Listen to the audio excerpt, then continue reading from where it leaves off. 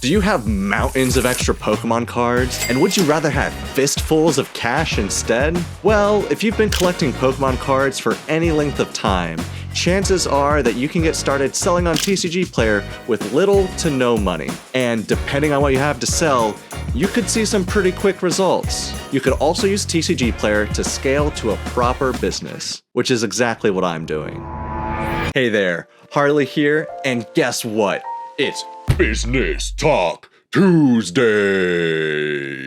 First, let's get the credibility out of the way. I've only been selling on TCGPlayer for 2.5 weeks now, but I've had over 74 orders for a total of $925.63. I also went from seller level 1 to seller level 3 in just 10 days. Also, I somehow hit seller level 4 while working on the title and thumbnail for this very video, so that's pretty exciting.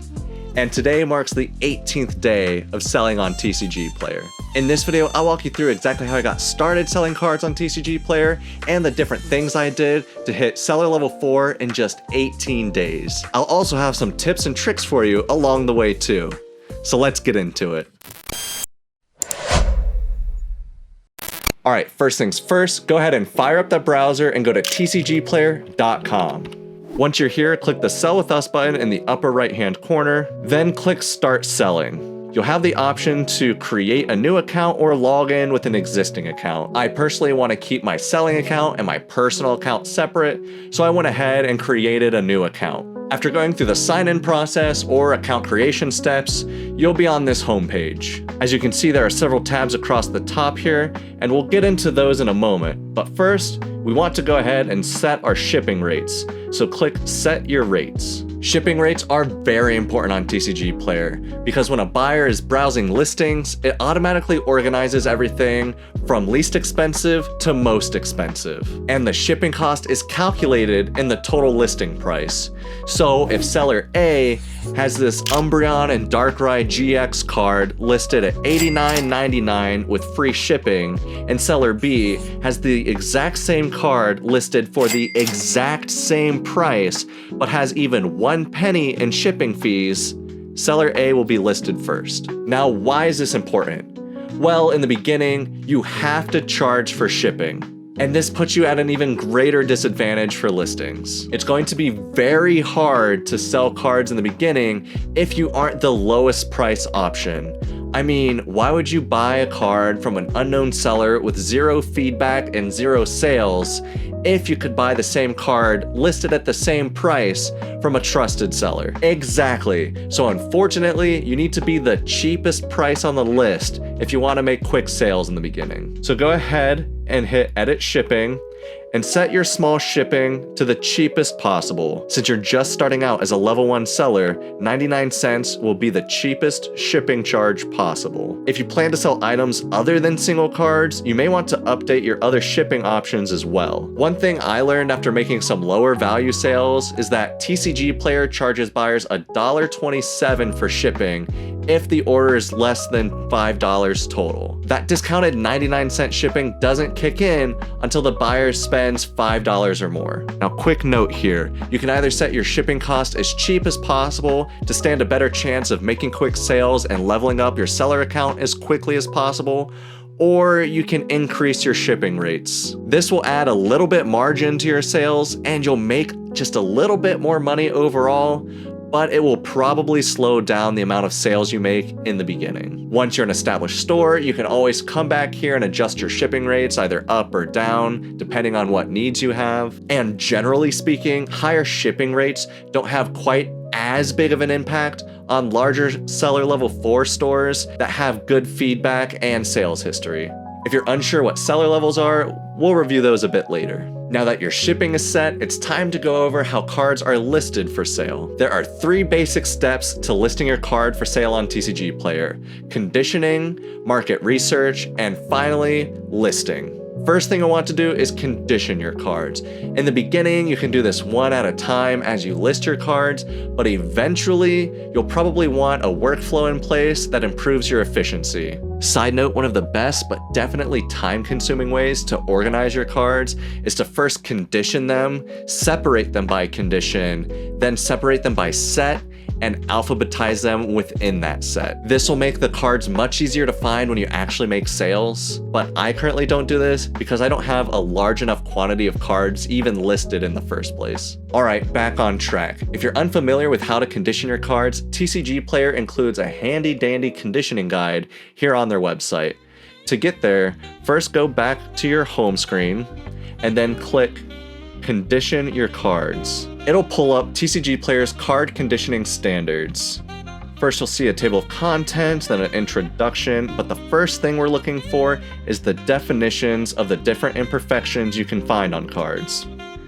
These are the imperfection types. We have edge wear, scratch, scuffing, surface wear, grime, indentation, bend, fault, damage, and defect. Each of these have different levels of severity, and there's limitations on which imperfections can be present on different condition cards. Then it goes into the severity of imperfections. The standard for conditions is the next super important part. Here you'll be introduced to the different conditions used on TCGPlayer. You'll have near mint, lightly played, moderately played, heavily played, and finally damaged. As you can see here, near mint cards have minimal handling or play wear, and they're only allowed to have up to 3 points of imperfections. We will get into imperfection points after we review the rest of the condition types. Then we have lightly played, which typically shows signs of light handling or play, but does not display significant imperfections. You're allowed up to 6 points of imperfections.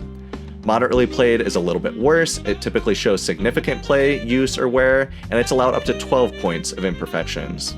Followed by that is heavily played, which shows significant wear and imperfections. Up to 24 points is allowed for heavily played, and behind that is damaged. Anything more than heavily played is considered damage, and there's certain things like bends, punctures, and creases that automatically make a card damaged. These next couple of sections go into the specific measurements for the different types of cards and imperfections. If you really want to get into the weeds, you can read this, but I mainly use the very last page here for these tables. These tables give you a quick at-a-glance view of the points assigned to the severity of imperfections and the amount of points allowed for each condition. Remember that each condition also has a limit to the severity of imperfections allowed. For example, a near mint card is not allowed to have imperfections considered minor or worse. Even though minor edge wear would only be worth 2 points, it's still not allowed on a near mint card. Of course, there are exceptions, and those are outlined in the conditioning guide. So let's go ahead and condition this Suicune together. So if we take a look here, there are some slight scratches in the hollow pattern. It's a little hard to pick up on the camera. You can see them right there. I don't see any edge wear or whitening. The scratches alone might be enough to consider it lightly played. You have some scratches here and here. Let's go ahead and look at the back though. Looks like there's some edge wear in the bottom left and the bottom right. So if we look at our guide here, we can see that lightly played is allowed up to 6 points. I would consider this to be slight whitening, this to be minor whitening. So that's 3 points right there. And then I would consider each of those to be slight surface imperfections on the card. So I would consider this card here to be lightly played. Now that you have your card conditioned, it's time to do some market research to see what we should price the card at. To do this, we should start the listing process. So either click Add Your Items here on the right or the Inventory tab here at the top. In the upper right here, you'll see your seller level, the number of cards you have in your inventory, and the status of your inventory.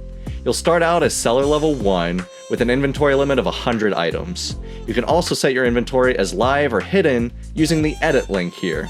To add items to your inventory, you'll want to come over here in the search bar. We'll take this Suicune card and type that into the search bar here, Suicune. It pops up with a couple of pre-filled options, but this card doesn't match any of those, so just go ahead and click on Suicune. And then I'll use the search page function by pressing Ctrl F, then typing in the card set number located in one of the bottom corners.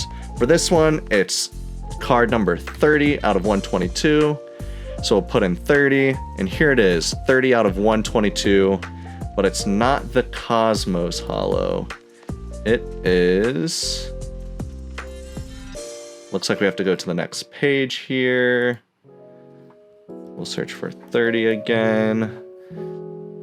Holo Rare, XY Breakpoint, that's what we're looking for. As you can see, using the search page function is typically a lot faster than just scrolling through every result. And now we're on the listing page for the Suicune card. When you're on a card's specific listing page, you get some curated information here in this table.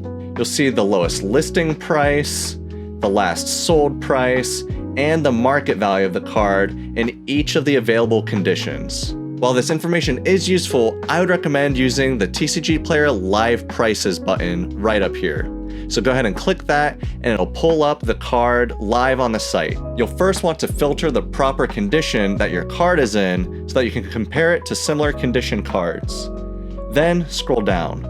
You'll see a graph of the market value over time before you come to the first listing for the card. Let me give you a quick tip about this graph.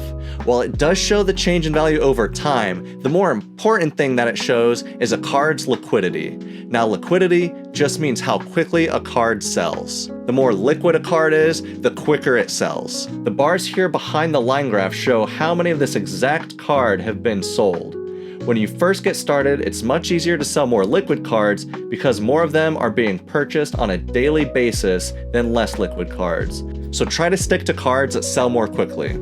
Alright, now with that out of the way, let's actually scroll down to the first listing. Now is when you need to make a decision. Do you want to sell the card as fast as possible to get more sales and get your seller level up quicker, or do you want to play for the long sale? If you want to sell your card as quickly as possible, I would recommend listing your copy of the card for at least 1 penny lower than the current lowest listing. Just remember that shipping is included in the total price, so if another seller offers free shipping, you'll have to account for that. I typically use a calculator and add up the shipping cost and the listing price, and then figure out how much lower I need to list than that. When I first started, I listed all of my cards as the least expensive option. I valued leveling up and making quick sales over slightly higher margins, and it worked better than I expected. In just 10 days, I had 55 orders for a total of $720.59. I also made it to seller level 3 in that short time. Alright, now to take the final step and actually list your card. Go ahead and go back to the Manage Product tab here at the top. This will take us back to this screen. To successfully list a card, enter the listing price in the correct condition field, and then enter the quantity of the card you have. So in this case, we'll enter 99 cents in the lightly played section, and then the quantity of 1. After that, the last thing you have to do is scroll down and press save. You'll then be pushed back to the inventory screen, and you'll get this pop-up showing that the update was successfully queued. Congratulations, you just listed your first card. And now that you know the basics of listing, let's go ahead and go back to the home screen so we can review the other tabs. The next very important tab we need to review is the My Details tab. When you first click on it, you'll be on the Seller Details page. This page will show information like your phone number, address, email address, etc. The main pages we're interested here, however, are payment info and W-9 tax info. In order to get any payouts from TCGPlayer, which means to actually receive the money that you've earned from sales, you'll need to have both of these pages completely filled out. The payment info page is where you'll fill out your bank account information. That way TCGPlayer actually has an account that they can send money to. And the W-9 tax information page is where you'll enter all of the relevant tax information. You'll enter all of your personal or business information here, like your contact info, your tax identification number, which would be your social security number, or your employer identification number if you're a business, and lastly, exemptions. Now that the tax stuff is taken care of, you're actually eligible to start receiving payouts from TCGPlayer. That is, of course, once you verify your bank account, which is done by confirming different micro deposits made by TCGPlayer into your account. One thing to keep in mind is that you could possibly receive a 1099K from TCGPlayer when tax time rolls around. Here's the information that TCGPlayer offers on who receives 1099Ks. So feel free to pause the video and check it out, but once you're done there, let's go ahead and move on to some of the other tabs.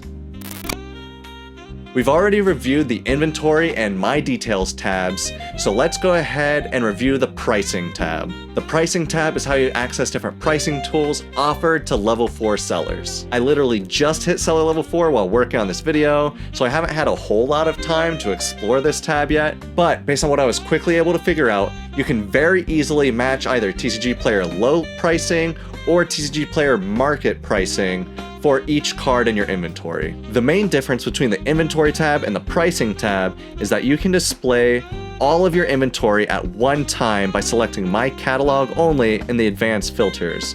Once you apply the filters and hit search, it'll display your entire inventory here, and you can update the quantity or the price manually, but you can also match the TCG lowest listing or TCG market price by just a click of a button. If you'd like to learn more about the Pricing tab and other advanced strategies for TCGPlayer, let me know down in the comments and I'll make a TCGPlayer advanced guide sometime in the future. Next up is the Orders tab.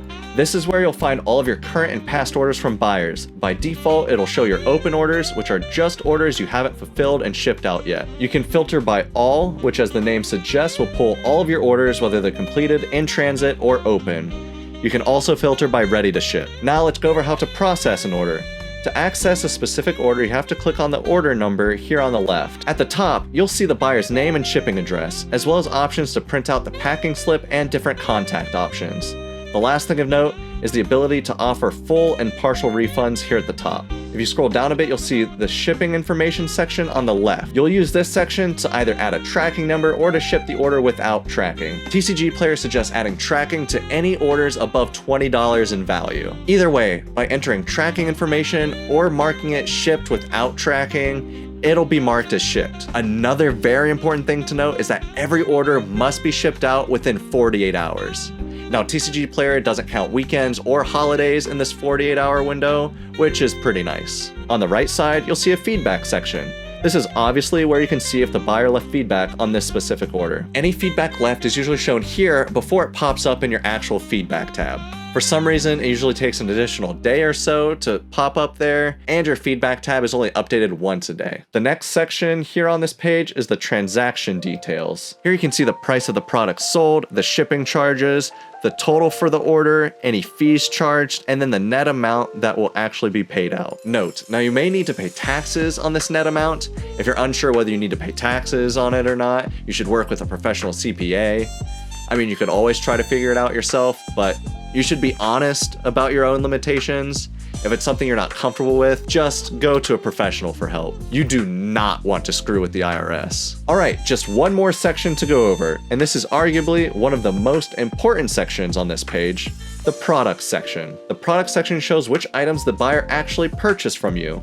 If you printed off the packing slip, it'll show the items there as well, but once you know what items they purchased, it's time to package them up and ship them off. I will be releasing a TCGPlayer shipping masterclass in the future, so stay tuned for that. Once you have the package ready to go, scroll back up and either enter the tracking number or hit ship without tracking. And now once the order is marked as shipped, you should take it to the carrier you chose. And the same shipping information section that you used to mark the order as shipped has the expected delivery date. The expected delivery date is important because you need to have a specific number of orders reach their destination by that expected date to increase your seller level.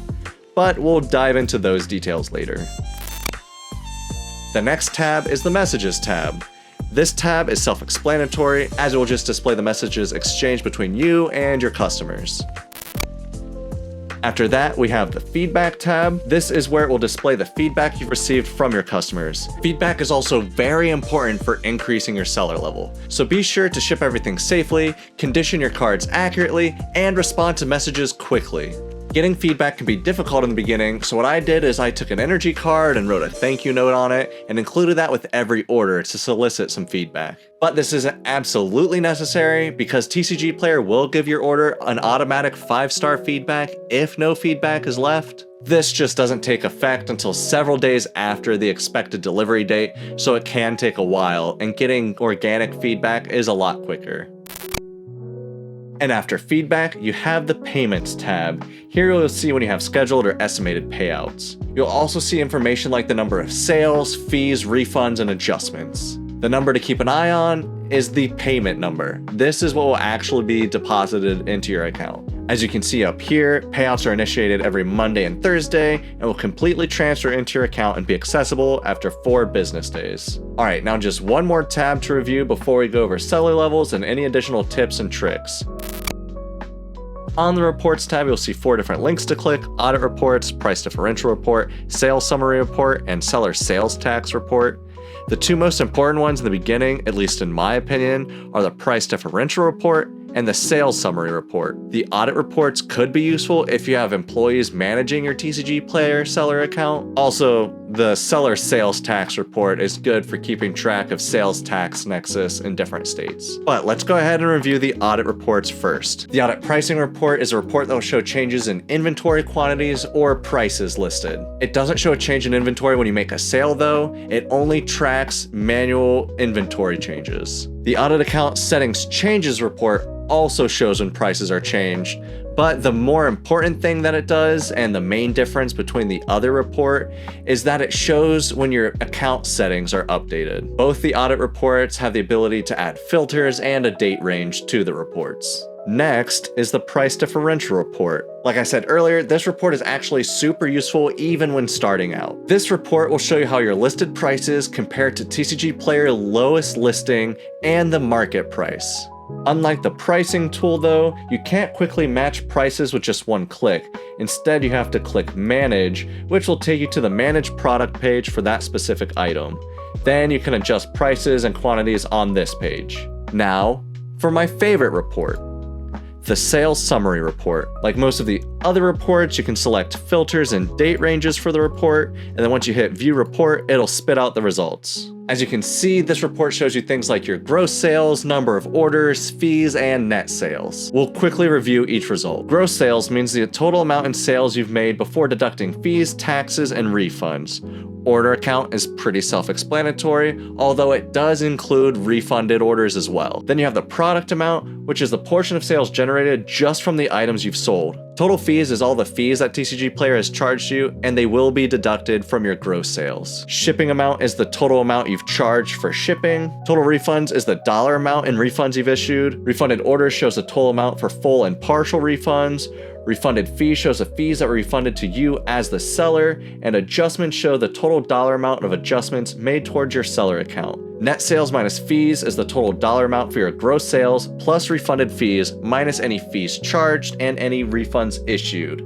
This is the amount you'll receive in payouts. And finally, your net sales is just your gross sales minus any refunds. Which brings us to the last report, the Seller Sales Tax Report. This report will get more and more important as you scale your TCGPlayer account. This report will download a spreadsheet that shows the amount of sales you've made to customers in each state for the selected time period. This is useful if you hit Nexus for sales tax in other states and have to start paying sales tax in those states.